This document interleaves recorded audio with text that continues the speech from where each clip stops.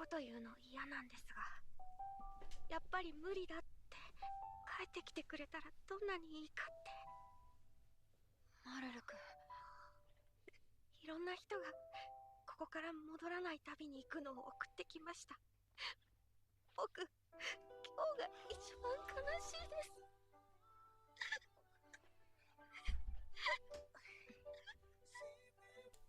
这个好可爱啊！这什么生物？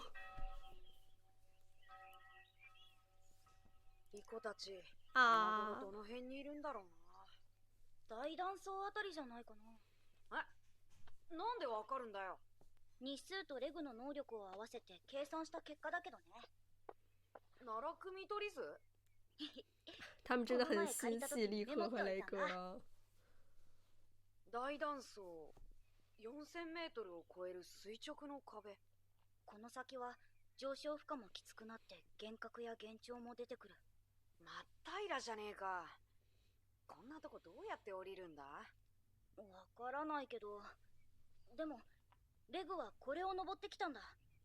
きっとどこかにルートがあるはずだよ。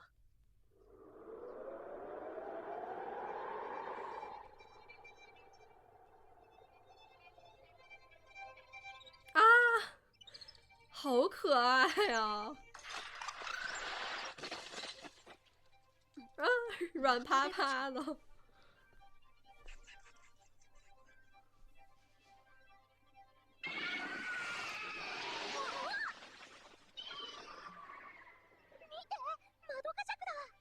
リコ、顔出すと危ない。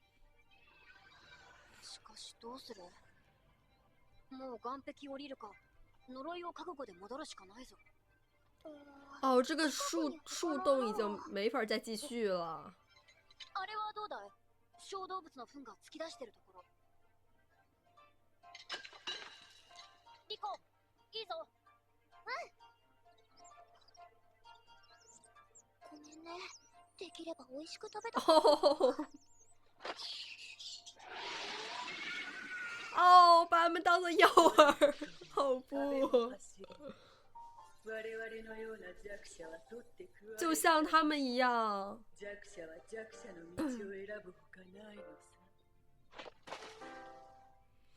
リコ、急いで奥へ。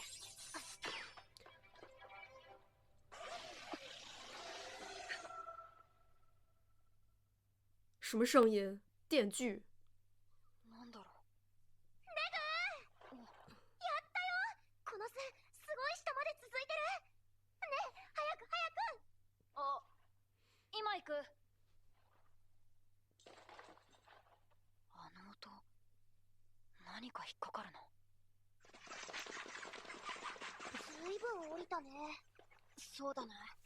しかし進むためとはいえ、散々巣を荒らしてしまったね。この子たちには感謝しないとね。ああ、おかげで寝床にも食事にも苦労しないで済んでいるしな。主食がバラコチャの実だから、お肉も柔らかくて美味しいもんね。お、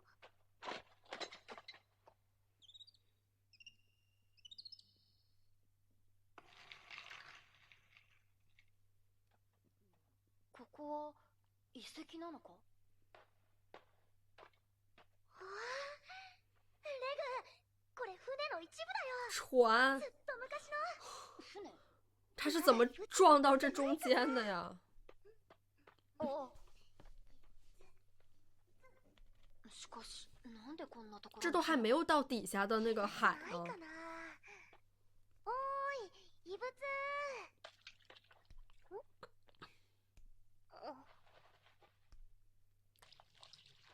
这是怪物的粪便吗？何これ？哦，ここ。マドカジャクの巣？啊！哇，这个嘴有点像螳螂嘴啊！哦，好帅啊，雷哥这么飞奔的感觉。但是他会晕倒。拳を飛ばしても食いつかれる。撃っていいのか？今。撃ったなさい。君はどんなに気張っても10分程度でコント用立可的那个镰刀。真相で2時間無力な子供を放置してみなよ。どんな風に食い散らかされるかね。ま、それでもやらなきゃいけないときは後腐れが残らないように徹底的にやるんだね。相手が誰であろうと周りに何があろうと、その時が来たら躊躇も容赦もなし。迷ってる場合じゃない。今だ。哦，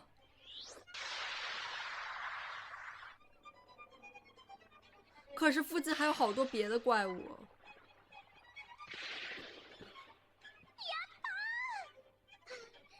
窓かしゃくってどんな味かな。真的成迷宫饭。聞いてくれ。僕は反動でもうじき眠りに落ちる。2時間だ。その間君は。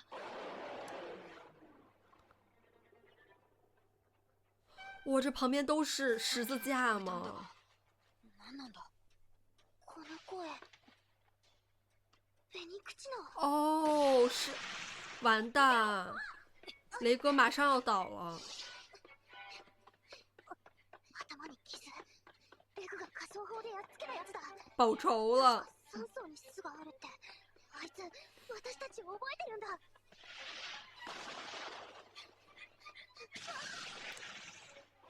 哦。行き止まり。ねえ、君たちお願い。そこをどいて。ダメだ。気が遠くなる。どいて。お願い。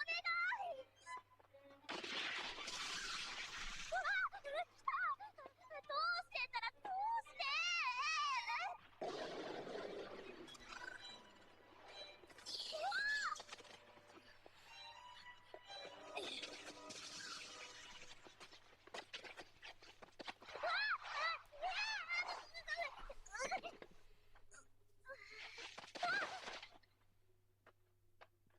大丈夫レグ。リコ、僕が目覚めるまでここから動こう。大丈夫。レグは私が守るから。お腹すいた。何か食料を探さないと。レグをここに置いていけないし。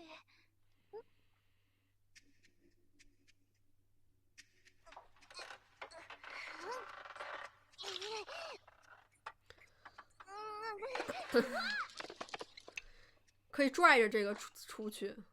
じゃあ行くよレグ。哦，よいしょ。よいしょ。よい。バラコ茶の匂いだ。この下に実がなってるんだ。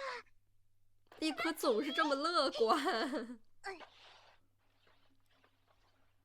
いやっほーい。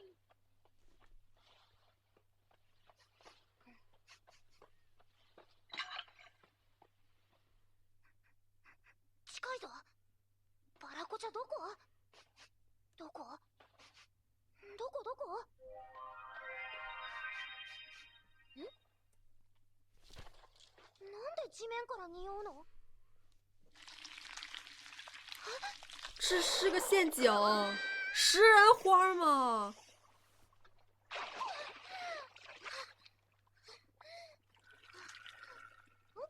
这是那种腐蚀性的粘液吗？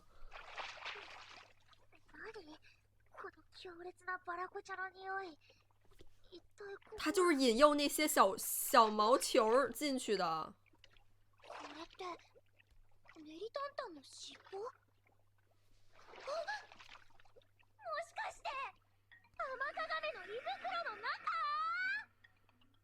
哇，这好搞笑哦，长得。哦，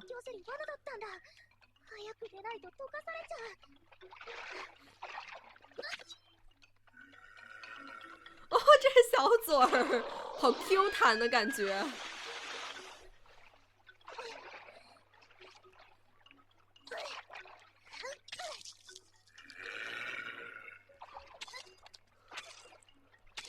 哇！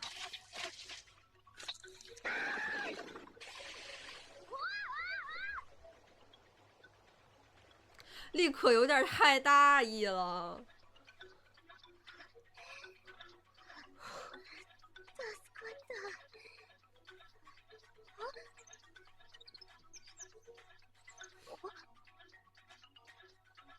こんなにたくさん。他杀了他们的天敌。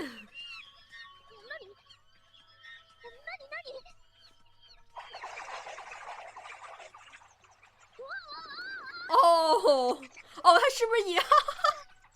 哎，有点像那个《Re0》里面的那个兔子。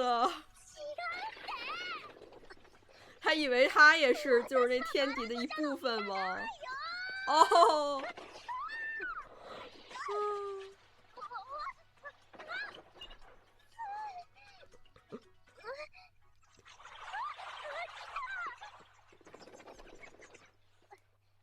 可怕的在于数量。ま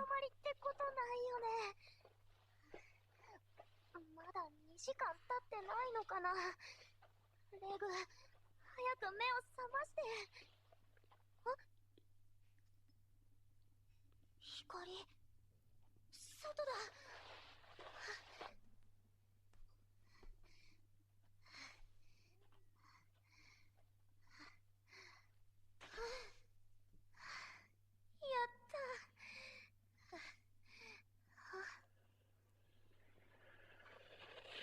哇！嘘でしょ。なんで上り坂？無理だよ。あんなところまで登ったら呪いで。这是必经之路吗？もう後戻りはできないんだ。レグ、行くよ。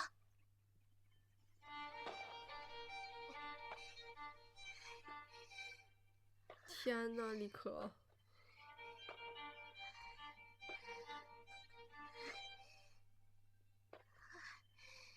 幻觉，看不清了已经。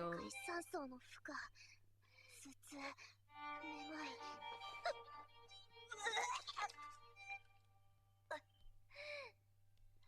重い吐き気、加えて平衡感覚に異常。いましたよ、王様。もう安心ですよ、リコさん。幻觉吧！天哪！その通りだよ。さあ、一緒に戻ろうじゃないか。幻覚と幻聴。もういいんだよ、リコ。啊！休めよ。無理すんな。リコ。みんな。よくやったリコ。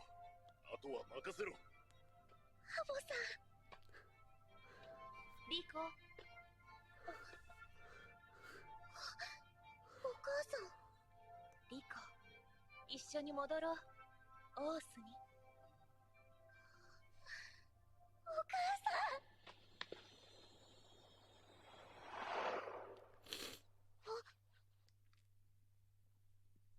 お母さん、ここは？オースに向かうゴンドラの中さ。え？でもアビスの呪いが。大丈夫。もうお前は呪いを受けない体になったんだ。さあ、着くぞ。オー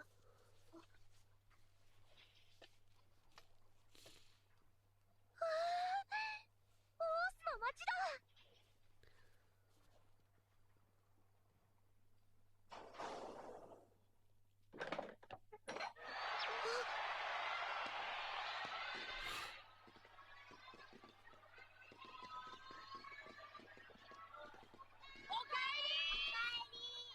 リコ。おかえりなさい、リコさん。みんな、ただいまー。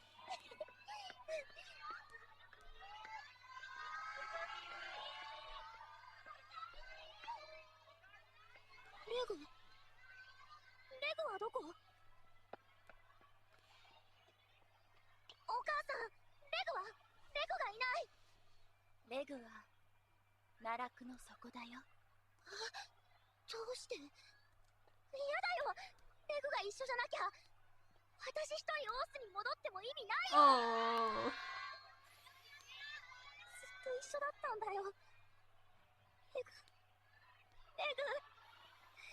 レグが一緒じゃなきゃ。やだ哦，还是战胜了，即便那是他最爱的母亲。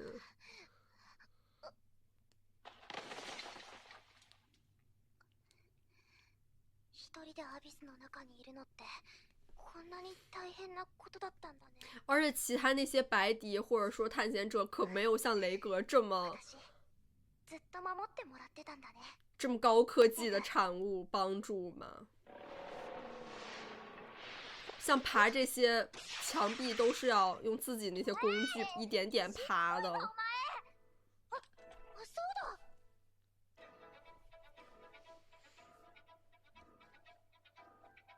リコ。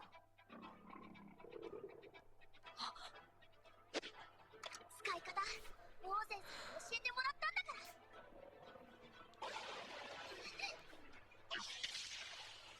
哦，雷格，呵呵天哪，超人！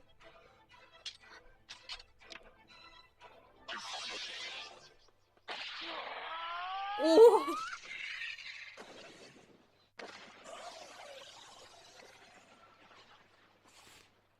太强了，有这个加持。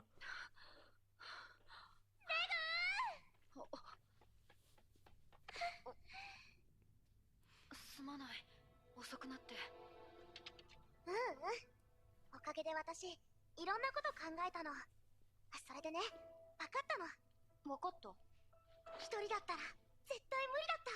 要一两个人一起回去。レグのおかげでここまで来れたんだ。ありがとね、レグ。おう。それは僕も同じだ。リコがいたから、二人だから来れたんだ。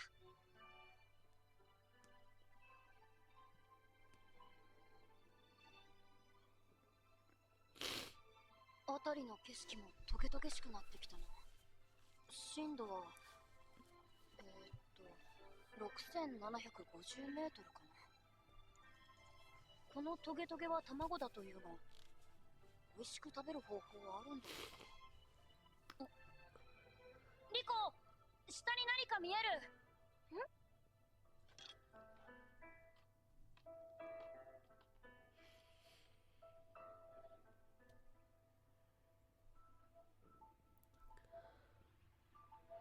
哦，已经要到了。巨人の杯だ。